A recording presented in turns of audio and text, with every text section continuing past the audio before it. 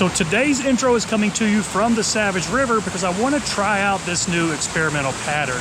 Now the fly is basically a midge. I'm tying it on a size 18. It's reminiscent of a Griffith gnat, but it does have a tail, and I'm tying it with a Chartreuse body and then Grizzly Hackle palmered up through it. So it's really just a two material fly. Now I've had a little bit of luck with a pattern like this before, not this exact one, but I think it'll do okay. So stick around after the tie if you want to see a few minutes of me fishing this thing on the Savage River. So there it is in the vise, just a little Chartreuse midge, kind of reminiscent of a Griffith gnat, except, you know, this one has a tail and doesn't use peacock herl. This is a size 18, standard length barbless dry fly hook. Let's see if I can get a little bit more room to work right there. There's a dime for reference.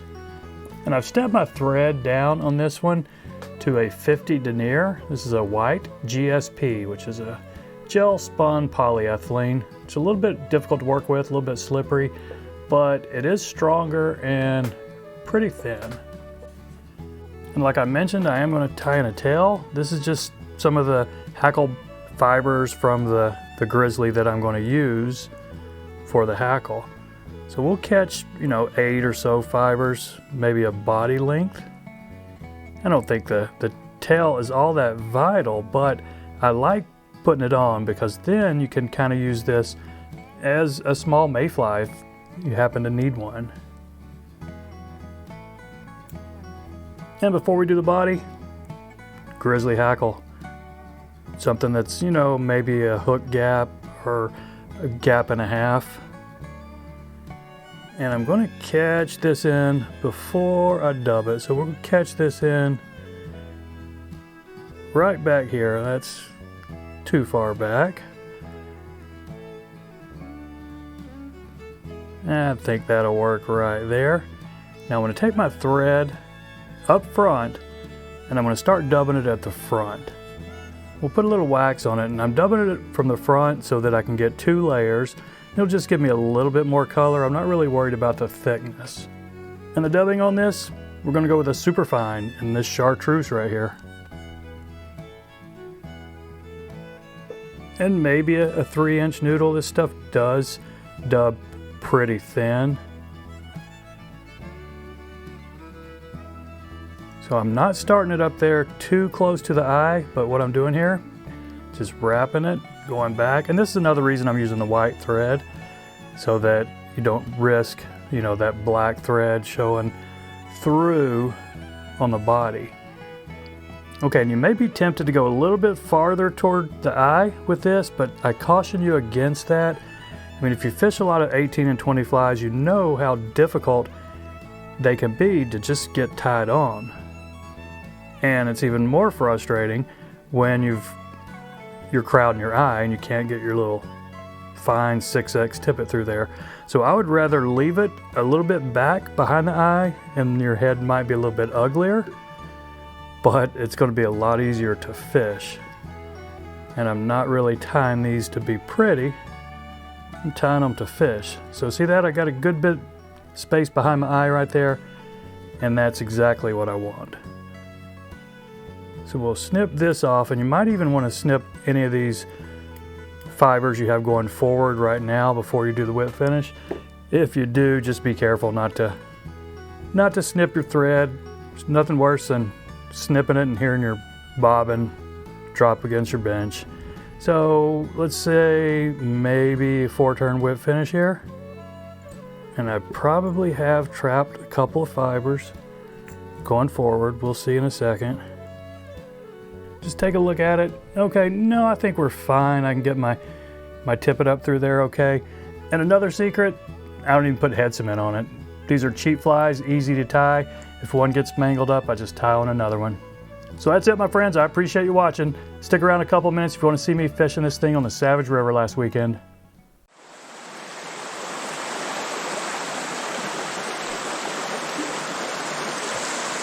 Good afternoon from the beautiful Savage River. I'm starting today at a low pressure stretch in between the fly shop and the Allegheny footbridge. Going really lightweight today, 6X leader with the number 18 Griffith's Gnat variant. Just one I tied not long ago. It's a Chartreuse body with Grizzly Hackle palmered up through it and about a size 18. So don't really know what it imitates, just a small little bug that looks like a bug. So let's give it a shot.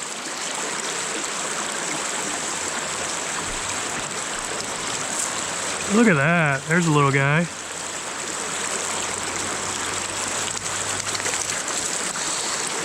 Come on up here, buddy. I'll probably need the net for him, he's okay. There you go, pretty little wild brown. Get on back in there, buddy.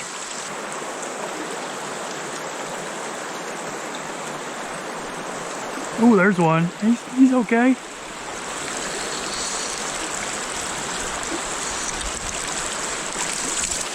All right, come over here, buddy. I'll get you in the net.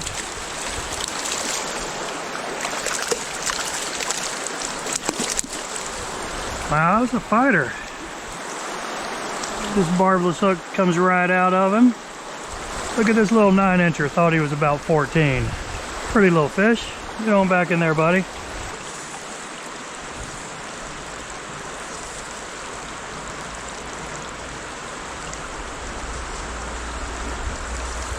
Look at that, there's one. Oh, he's decent. Going upstream, I don't have a whole lot of room to play him here. Can I get him over here in this shallow water? Oh, he's a nice fish. I'm gonna have to come all the way over here for him. Yeah, that's a pretty fish. Just keep him tied on here. All right.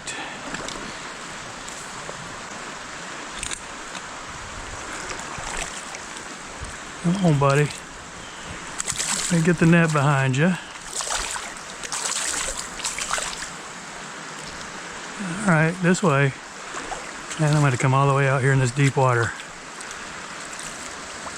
There we go. What a nice fish. Hold this guy up for the camera real quick. He's longer than the tattoo, so maybe 15. Pretty fish though. Get on back in there, buddy.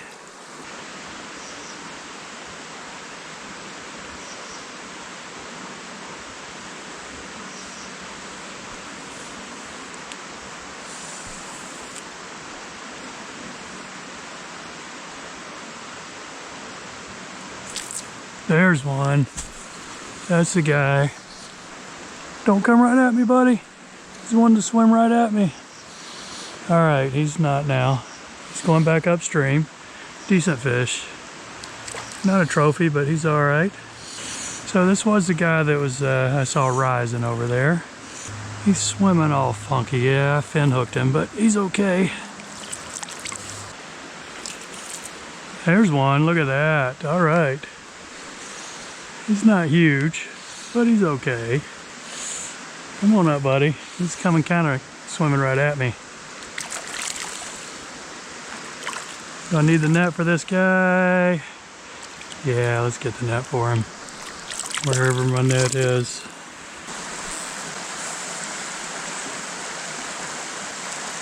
Look at that. This guy came up with some pretty deep water for it. He's okay. Feels a little bit bigger than he is probably because he's in some fast water. But he's worth the net.